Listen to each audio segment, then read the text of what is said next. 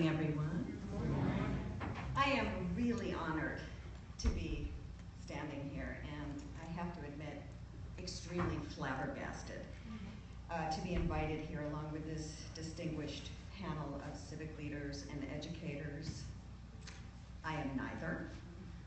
I'm an actress on a television show. And while everyone here has contributed significantly to the subject of race, I have tripped, fumbled, and train wrecked myself to this podium. So you ready for a story? And really, that's all I can do is tell my story. I think that's the important thing because it's a teachable moment. I'm not an expert on the subject. I am a work in progress. I am a neophyte on the subject, and I'm here to tell you my story and to continue learning. So, it was the night of the Primetime Emmys, and I want to qualify by saying that I am not a fan of award shows. Having been in the entertainment industry for about 30 or 40 years, I'm a little self-conscious at the self-importance, our self-importance, and the importance lauded on it by the outside world. The excessive glorification of celebrity makes me cringe a little compared to the rest of the world, the teachers, the firemen, people who feed the poor and stop war. It's disproportionate to me. So what was I doing on that fateful night with my attitude? Any guesses? I was watching the Primetime Emmys. So yeah, a friend of mine didn't have a TV and wanted to come over and watch them, so I watched them. And I not only watched them, I tweeted about them self-importantly as I fumbled my way to infamy. I watched for about an hour or so, and then I got up and I made dinner and cooked dinner, ate dinner, cleaned up dinner. And my daughter came into the kitchen and she wanted this Tatiana from Orphan Black to win, and she said, "Mommy, Viola Davis won." And I said, "Well, honey, Viola Davis is always going to win because there's no one better than Viola Davis, and she won this award last year, she's going to win it every year." The irony that you'll see about this later is I happen to be a huge fan of Viola Davis, and I watch her every week so I can study her to become a better actress. So in any event, I barely heard the acceptance speech, just snippets of it, and thought it seemed heavy-handed for a win that she had won last year. I was completely clueless to the fact that not only was it her first win, it was the first win of a black actress in 67 years. So, still in my state of utter cluelessness and disconnection from all reality, I self-importantly chose to feed the Twitter beast my opinion about a speech I didn't hear and a win I knew nothing about. So while I was worried about the gravitas of celebrity, I gravitased myself right into a cluster. You said we can mince words. Cluster F of huge proportion. So immediately, what's faster than a second? Because that's what happened. I was barraged with hundreds of tweets from people who were so angry at me, calling me a racist, a white bitch, hurtful things.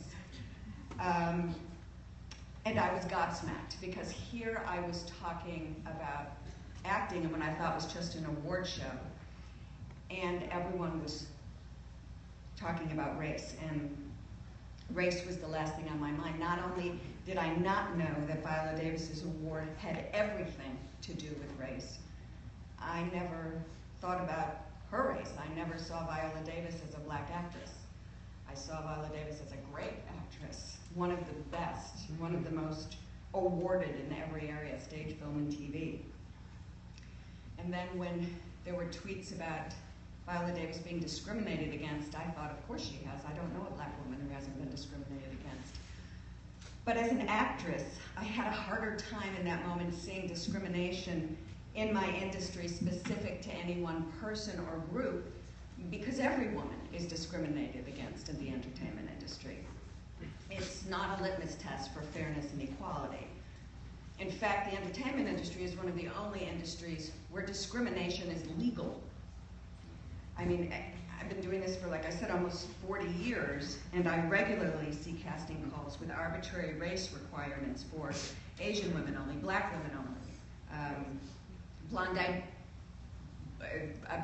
blue-eyed women only, old women under 40 only, pretty women, young women always. The list of ways actresses get discriminated against due to the color of their skin, their hair, their eyes, their boob size, their dress size, their height, their weight, it's endless. I mean, soap actors, forget about it. I mean, we've been the bottom feeders ever since I've been on one. But that in part is what drove my comments about that night. So what I didn't take into account was intersectionality. Where all women are discriminated against in the film industry, yes. Women of color have an additional hurdle. And that I didn't account for. And I was wrong. Seriously wrong. So in any event, I continued to respond obliviously until a friend of mine emergency texted me and says, do you have any idea what's going on your Twitter page? Viola Davis has just won the first award for a black actress in 67 years. And I immediately felt the impact of how my tweets were being perceived and the gravity of what I had done. And as I looked at my Twitter feed, imploding, exploding in a rampage of outrage, I imploded. And I vowed to stay up all night and apologize to every person that I had offended, all 10,000 of them. So you can imagine how that went. Not good. I completely understood the outrage on Twitter that night. I had, albeit inadvertently, but nonetheless, defecated on a proud and well-deserved victory for not only Viola Davis, but for a culture of people who aren't celebrated nearly enough.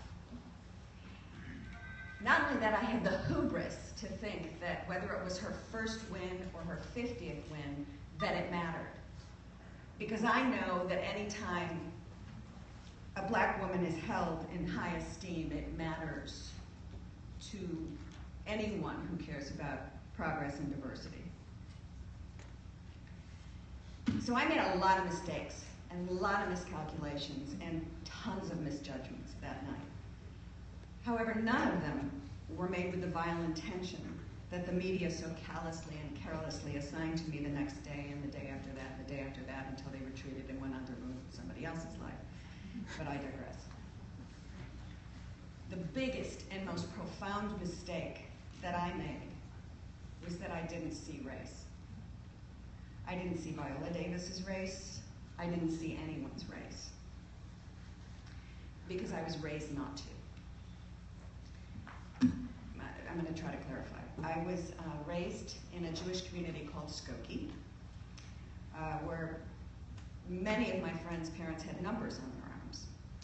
I was also raised by a mother with a cleft palate who was bullied and teased her whole life for looking and speaking differently than other people. So I was rooted in the belief that everyone deserves love and respect, that everyone is the same. I lived and breathed the notion that not one of us is more special than the other. I mean, there was zero tolerance policy in my home if you thought otherwise. So I was raised to not see race as a sign of respect. Now that doesn't mean that I was blind to the fact that bigotry existed. It just didn't exist in my home or my heart. And it wasn't until this happened to me that night and the fallout of it, when I was faced with so much understandable anger and pain, that I realized that my not seeing race is not a good thing. And that this belief system that I clung to is incorrect. It's well-meaning, but it's incorrect. For me to not see race is a privilege, and it's a privilege that people of color don't get to have. And if I truly want things to be equal, and I do, that I have to see race. I have to see everyone's race. I have to see my race, especially mine, because mine is privileged. I have white privilege. And it is in that understanding that I can see that the deck is stacked and has always been stacked in my favor. And that's not my fault, but it's my responsibility to see it, because if I don't see it, I can't affect change. Being supportive isn't enough. I mean, being on the side my whole life of the black community's right to be treated equally and fairly and not disenfranchised may have spoke to my compassion, but it didn't speak to my understanding. And I want to understand. I really, really want to understand, and I want to do better. I want to make what happened that night mean something more than just a bad night on Twitter. Now, it's reasonable for any of you out there to be thinking, how is it that a woman my age, reasonably smart, somewhat conscientious, progressive woman, how is it possible that I hadn't thought about white privilege before? I didn't have to, which is in and of itself white privilege. And unfortunately, I'm not alone. I can tell you that it wasn't part of my education at all. And I can tell you it's not part of my daughter's education, who's a senior in a very reputable high school in Los Angeles. The only way she knows about it is because she's part of a diversity club that she opted to be a part of. I called 15 schools randomly and asked them if white privilege is a part of their agenda. It is not. I asked why. The general response I got was they were worried about it offending. I think this has to change, because if this doesn't change, we can't. So I tell my story in hopes that we might grow a gentle conversation about the subject of white privilege. Even when uncomfortable, these conversations are critical to effect change. And I am more than willing to use my experience in any way that I can to move this conversation forward. I will be the white privilege poster woman who didn't get it and wants to. Use me, tell my story. I will do whatever it takes.